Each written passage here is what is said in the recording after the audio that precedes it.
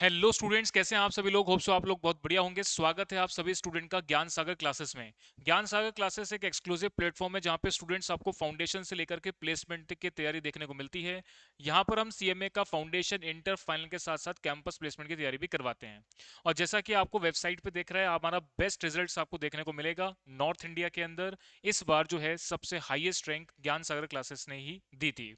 तो चलिए स्टूडेंट, आज के इस वीडियो के अंदर मैं बात करने वाला हूं आज जो आपका सीएमए इंटर पेपर 11 का फाइनेंशियल मैनेजमेंट और डेटा एनालिटिक्स का पेपर हुआ था, उसका पूरा एक एबी डिटेल एनालिसिस, जिसके अंदर मैं बात करूंगा उसके सारे एमसीक्यू क्वेश्चंस के सॉल्यूशन की और उसके जो क्वेश्चंस आए थे उनके बारे में थोड़ी बहुत।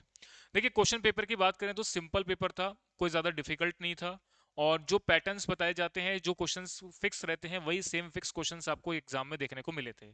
तो चलिए स्टूडेंट्स, अब बात करते हैं अपने पेपर के सोल्यूशन के बारे में। देखिए स्टूडेंट, सबसे पहले हम बात करते हैं दिसंबर 2025 का पेपर। और इसमें जो क्वेश्चंस में है, सबसे पहले क्वेश्चन नंबर 1 बोलता है आपसे, share holder wealth of a company is represented by. इसका सही ऑप्शन होगा B, the number of equity share own multiply by the current market price per equity share. देखिए, शेयर होल्डर की वेल्थ का मतलब होता है कि उसके नंबर ऑफ शेयर्स को मार्केट प्राइस से मल्टीप्लाई करके उसकी टोटल वैल्यू कैलकुलेट करना। और टोटल वैल्यू ही वेल्थ कहलाती है, इसलिए ऑप्शन नंबर बी इसका करेक्ट होगा। अगला क्वेश्चन है कि according to Horne and Wachowicz the greater variability in return the security is said to be. तो इसका सही ऑप्शन है रिस्कियर, सी ऑप्शन इसका करेक्ट है। नेक्स्ट क्वेश्चन बोला गया, if the nominal rate of interest 12% per annum and frequency of compounding 4 है, quarterly compounding करते हैं, तो इफेक्टिव रेट ऑफ इंटरेस्ट क्या होगा।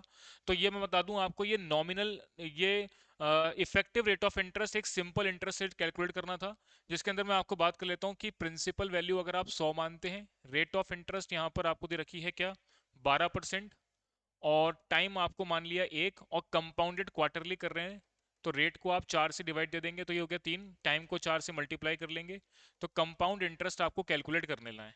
और वही कंपाउंड इंटरेस्ट अगर सिंपल इंटरेस्ट से कैलकुलेट करें तो इफेक्टिव रेट क्या होगी, तो वो आंसर जो है आपका 12.55 का आएगा। इसलिए इसका ऑप्शन नंबर सही हो गया क्या, ए। इसके बाद हम बात करते हैं नंबर 4। नंबर फोर्थ क्वेश्चन क्या बोलता है, refers to the use of instrument under the control of central bank to regulate the availability, cost and use of money in credit. तो ये है मॉनेटरी पॉलिसी। मॉनेटरी पॉलिसी एक ऐसा instrument है जो कि मनी और क्रेडिट के बारे में बात करता है, तो ये बी ऑप्शन आपका करेक्ट है। इसके बाद फिफ्थ क्वेश्चन की बात करते हैं, GDR global depository receipt are issued to, D option इसका करेक्ट है, non resident investor against publicly traded shares if the issuing company and denominated in dollars. तो ये पांचवा इसका, पांचवें क्वेश्चन का डी ऑप्शन करेक्ट है। सिक्स क्वेश्चन की बात करते हैं, तो ये है आपका, firm wants to increase in current ratio from 1.5 to 2.1, which action would be most prudent from the view point of financial manager. देखिए, करंट रेशियो को इंक्रीज करने की बात है तो करंट असेट्स बढ़ना चाहिए। अब कौन सा ऐसा ट्रांजैक्शन है जिसकी वजह से करंट असेट्स बढ़ रहा है, तो selling absolute furniture and fixtures of the firm at cash. अगर फर्नीचर को आप कैश में बेचेंगे तो फर्नीचर कम हो जाएगा, यानी फिक्स्ड असेट्स कम होगी, कैश इंक्रीज का मतलब करंट असेट्स बढ़ जाएगा, और करंट असेट्स बढ़ेगा तो करंट रेशियो भी बढ़ जाएगा। तो इसका ऑप्शन नंबर डी सही है। इसके बाद सेवेंथ क्वेश्चन का जो है वो बोलते हैं, MJ limited provide you the following information where we you have to calculate interest coverage ratio निकालना था। Net profit after interest and tax 2,10,000 पे, rate of income tax 30% and there is 15% debenture of 3 lakh. बेटा simple calculation है। Interest coverage ratio का मतलब interest को cover करने वाला प्रॉफिट कौन सा है, तो आप बोलेंगे साहब EBIT. EBIT earning before interest and tax के बाद ही आप इंटरेस्ट पे करते हो, तो इंटरेस्ट को कवर करने वाला प्रॉफिट कौन सा हो गया, ईबीआईटी। तो सबसे पहले कैलकुलेशन हम बनाएंगे ईबीआईटी की। ईबीआईटी के कैलकुलेशन के लिए प्रॉफिट आफ्टर टैक्स और इंटरेस्ट दे रखा है 2,10,000, तो इसमें पहले आप टैक्स जोड़ेंगे, तो ये वैल्यू 70% के बराबर हो गई, तो 100% के बराबर वैल्यू आ जाएगी 3 लाख। ठीक है साहब, ये आ गया अर्निंग बिफोर टैक्स। अब इसमें इंटरेस्ट जोड़ेंगे, तो 3 लाख का 15% हो गया 45,000, तो 3 लाख, 2,10,000 डिवाइड बाय 70% किया तो कितना है, 3 लाख, और 3 लाख में 45,000 जोड़ा तो 3,45,000। तो 3,45,000 रुपए तो आपका क्या हो गया ईबीआईटी, और डिवाइडेड बाय इंटरेस्ट है आपके पास 45,000, डिवाइड देकर के आप इसको सॉल्व करेंगे तो ये सेवेंथ क्वेश्चन का जो आंसर है वो बी ऑप्शन आ रहा है 7.67, ये इसका सही आंसर होगा। अगला है, if risk free rate of return 8% है, return on market portfolio 12%, beta 1.5 है, तो expected rate of return CAPM model निकालना है। फॉर्मूला होता है risk free rate plus beta R M minus R F. तो रिस्क फ्री रेट हो गया 8%, बीटा वैल्यू हो गई 1.5, मार्केट का रिटर्न हो गया 12% और risk free rate of return कितना हो गया ये 8%। बस इस सिंपल फॉर्मूले से इसको कैलकुलेट करना था। तो एट्थ क्वेश्चन का जो सही आंसर आ रहा है वो बी ऑप्शन है, 14% इसका सही आंसर है। नेक्स्ट आगे की बात करते हैं। Ninth question, which of the following cost of capital required tax adjustment. Tax adjustment के लिए कौन सा सोर्स है जिससे हम कॉस्ट ऑफ कैपिटल की कैलकुलेशन बनाते हैं। तो मैं बता दूं, टैक्स एडजस्टमेंट के लिए कॉस्ट ऑफ डिबेंचर, जिसमें टैक्स एडजस्टमेंट करते हैं 1 - टी, बाकी किसी के अंदर नहीं करते। क्यों?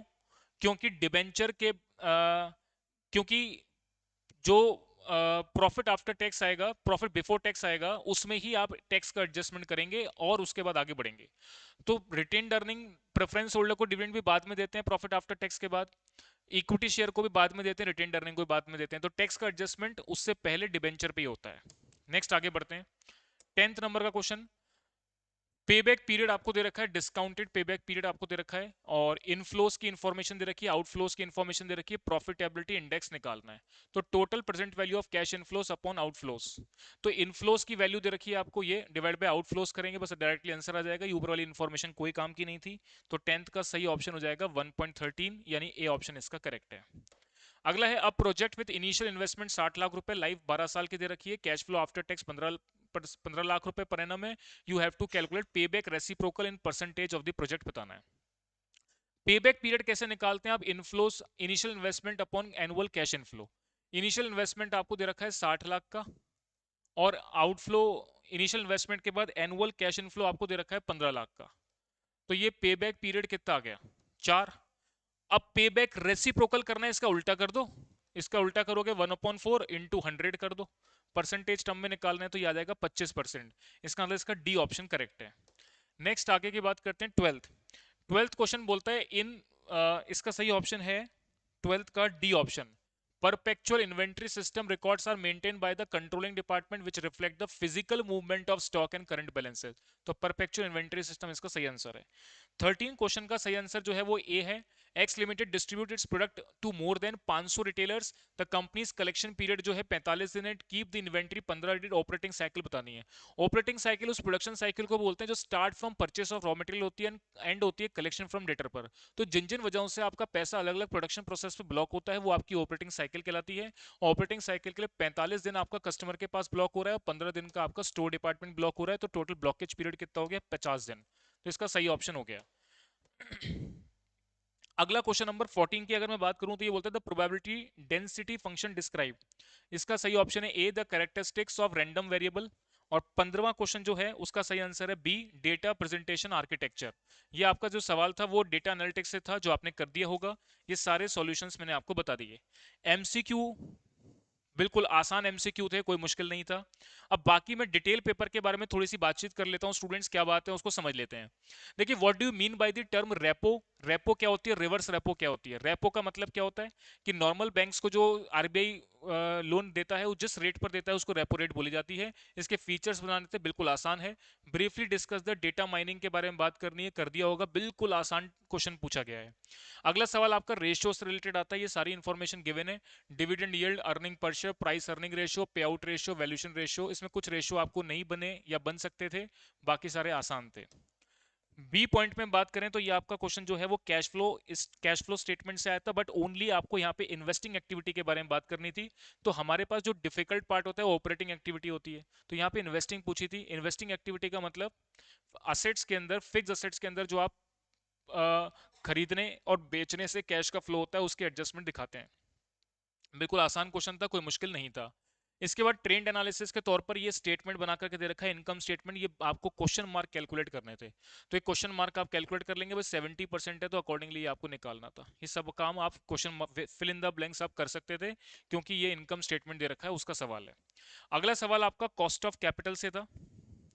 यहाँ पर कॉस्ट ऑफ कैपिटल के चैप्टर में आपको weighted average cost of capital निकालने के लिए ऑलवेज पूछा जाता है, book value weight, market value weight दोनों को मानते हुए करना था। बिल्कुल आसान सा सवाल है, सारी इंफॉर्मेशन क्वेश्चन में दे रखी है, आपने बना लिया होगा। इसके बाद आगे की बात करते हैं। क्वेश्चन नंबर 5 का ए पार्ट जो है वो आपका कैपिटल बजटिंग से था, और कैपिटल बजटिंग के इस पार्ट में नॉर्मल आपको एनपीवी की वैल्यू शायद कैलकुलेट करने के लिए पूछी गई है, और म्यूचुअली एक्सक्लूसिव प्रोजेक्ट्स हैं, ये भी क्वेश्चन आपका नॉर्मल है।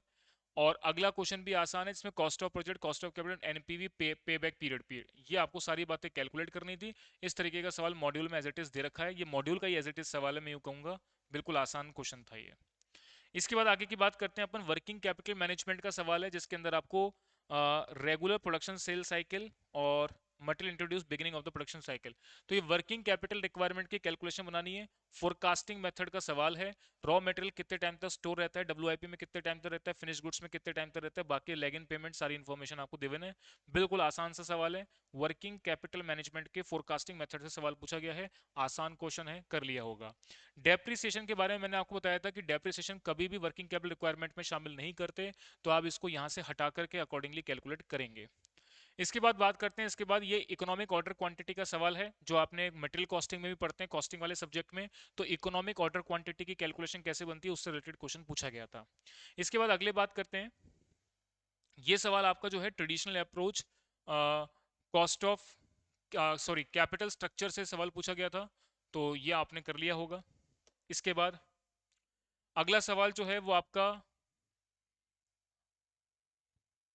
EPS, EBIT EPS indifference point वाला सवाल है ये। ईबीआईटी ईपीएस इंडिफरेंस पॉइंट से रिलेटेड जो है अपना चैप्टर पढ़ा था उससे रिलेटेड सवाल है।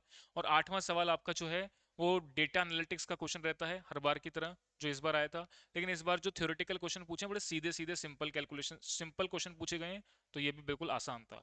कुछ एक या दो क्वेश्चन में तो जरूर आप इफ एंड बट कर सकते हैं, अगर डिटेल पढ़ेंगे तो हो सकता है कि उसमें कहीं ना कहीं इफ एंड बट हो, लेकिन मोटे तौर पे अगर इसको पेपर को अगर आप देखें तो लगभग 80% पेपर ऐसा है जो कहीं ना कहीं आपके मॉड्यूल के क्वेश्चन अगर आपने बना रखे होंगे तो वो सारे आप कर लेंगे। और 20 या 25% पेपर को मैं ऐसा बोल सकता हूँ कि वो ऐसा है कि वो बुक के क्वेश्चंस के अलावा नए तरीके के क्वेश्चन दे रखे हैं या नई शक्ल के सवाल दे रखे हैं, तो इफ एंड बट हो सकता है और पढ़ के पता लगेगा कि कितना आप कर पाए कितना नहीं। बट मेरे हिसाब से ओवरऑल पेपर को देखने मात्र से मालूम पड़ता है कि आसान पेपर है, इसमें कोई मुश्किल नहीं है। कई सारे क्वेश्चन बिल्कुल सेम शक्ल के हैं, या मैं कहूँ कुछ क्वेश्चन तो एज इट इज मॉड्यूल के रखे हुए हैं, जैसे कैपिटल बस्टिंग का मैंने अभी बताया। एमसीक्यू भी आसान थे, तो ओवरऑल एफएम का पेपर आज का आसान था। और ये सारा आज का मैंने एक एनालिसिस आपके सामने बनाया, तो ये आप अपना मैच आउट कर लें, अगले पेपर की तैयारी करेंगे। आज के इस सेशन में मैं इतना रखता हूँ, और आने वाले पेपर के लिए ऑल द बेस्ट, अच्छा पेपर आप करें। Thank you very much.